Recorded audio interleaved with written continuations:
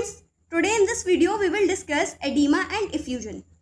Now see, in both edema and effusion में fluid का accumulation देखने को मिलता है. But by definition, if fluid accumulate in the tissue, then we will call edema, and if fluid accumulate in the body cavities, then we will call effusion. What are the causes of the edema and effusion? Causes are perturbation in cardiovascular system, renal system और in the hepatic system. Perturbation मतलब होता है deviation, यानी मतलब कोई एक path पर चलना और उस नॉर्मल पाथ से डेविएट हो जाना किसी और सिम की तरफ, यानी उसमें कोई पैथी डेवलप हो जाना या फिर कोई प्रॉब्लम का क्रिएट हो जाना हमारा कॉजेज बन जाता है. या तो वो कार्डियोवास्कुलर सिस्टम का होगा, या तो रीनल सिस्टम का होगा, या हेपेटिक सिस्टम का होगा. Talking about the normal fluid balance, हमने फिजियोलॉजी में hydrostatic pressure and oncotic pressure के बारे में पढ़ा था. जो हाइड्रोस्टैटिक प्रेशर होता है वो पानी लगाता है, यानी वाटर के मॉलिक्यूल्स लगाते हैं, जिसकी वजह से जितना भी फ्लूइड है वो पुशेस आउटवर्ड होता है, यानी वो अपने से दूर भेजता है कैपिलरी से. जबकि प्लाज्मा ऑनकोटिक प्रेशर अपनी तरफ पुल करता है, अपनी तरफ खींचता है, और ये मैक्सिमम एल्ब्यूमिन लगाता है. और भी लगाते हैं बट मैक्सिमम हमारा एल्ब्यूमिन प्रोटीन लगाता है ऑनकोटिक प्रेशर. नॉर्मल कंडीशन में देखा गया है कि हाइड्रोस्टैटिक प्रेशर और ऑनकोटिक प्रेशर हमारे बैलेंस रहते हैं, जिसकी वजह से हमारा फ्लूइड बिल्डअप नहीं हो पाता. इतना भाई फ्लूइड बिल्डअप नहीं हो पाएगा कि एडिमा या फ्यूजन हो जाए. ऑल्दो थोड़ा बहुत तो डिफरेंस रहेगा, तभी तो हमारे आर्टेरियल या वीनस एंड पर हमारा सीक्रेशन या एब्जॉर्प्शन हो पाएगा. इसको हम डायग्राम से समझेंगे तो ज़्यादा अच्छे से क्लियर होगा. मैंने एक कैपिलरी का एंड बनाया जहाँ पर ये आर्टेरियल एंड शो किया है और ये वीनस एंड शो किया है. एक सिंपल डायग्राम है जिसमें मैंने हाइड्रोस्टैटिक प्रेशर आर्टेरियल एंड पर दिखाया है 32 mmHg, और ये वीनस एंड पर कम हो जाता है और 15 mmHg रहता है. जबकि जो आपका कॉलोइडल ऑस्मोटिक प्रेशर है वो 25 mmHg थ्रू आउट कॉन्स्टेंट रहता है. तो अगर हम आर्टेरियल एंड पर गौर से देखें तो यहाँ पर HP ज़्यादा है, यानी इस पर पुश करने की टेंडेंसी ज़्यादा है, इसलिए ये बड़ा एरो मैंने शो किया है.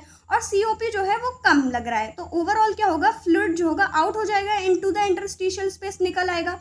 जबकि वीनस एंड पर क्या होगा, आपका यहाँ पर COP ज़्यादा है और HP कम है, तो यहाँ पर हमारा फ्लूइड अंदर की तरफ चला जाएगा, यानी कैपिलरी में अपनी तरफ फ्लूइड खींचेगा, यानी fluid return to the capillaries.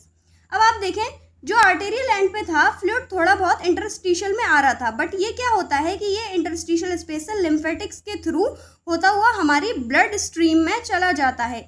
और वही चीज़ मैंने यहाँ नोट लिखी है और रॉबिन्स में ये लाइन लिखी हुई है कि small net movement of the fluid interstitium में चला जाता है, बट वो इंटरस्टिशियम से लिम्फेटिक ड्रेनेज होता है, यानी थोरेसिस डक्ट से ब्लड में चला जाएगा, जिसकी वजह से हमारे टिश्यूज़ जो होंगे वो ड्राई रहेंगे, गीले गीले नहीं रहेंगे.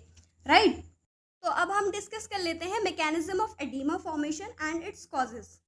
सबसे पहला पॉइंट है हाइड्रोस्टैटिक प्रेशर का बढ़ जाना. तो हमने देखा था कि हाइड्रोस्टैटिक प्रेशर कर क्या रहा था, वो अपने से पुश कर रहा था, यानी अपने से दूर फेंक रहा था फ्लूइड को, यानी वो कहाँ आएगा, इंटरस्टिशियम फ्लूइड में एक्यूमुलेट होने लगेगा. दूसरी चीज़ ये कोलॉइडल ऑस्मोटिक प्रेशर का घट जाना. भाई COP क्या कर रहा था, वो तो अपने अंदर कैपिलरीज के अंदर फ्लूइड को ला रहा था ना, एक तो वो हेल्प कर रहा था, ऊपर से आपने COP को और घटा दिया, यानी थोड़ा बहुत जो अंदर आ भी रहा था वो भी नहीं आ पाएगा.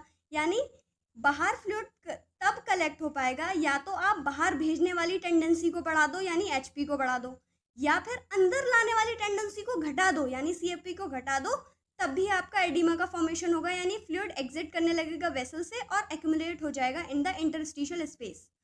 और ये वही चीज़ लिखी है जो अभी मैंने बताई कि अगर ये टिश्यू में होता है तो एडिमा कहलाएगा, कैविटी में होता है तो एफ्यूजन कहलाएगा. तीसरा, हमने देखा था कि ये जो थोड़ा बहुत फ्लूइड जो यहाँ जमा हो रहा था वो लिम्फेटिक्स के थ्रू हमारा ब्लड स्ट्रीम में जा रहा था.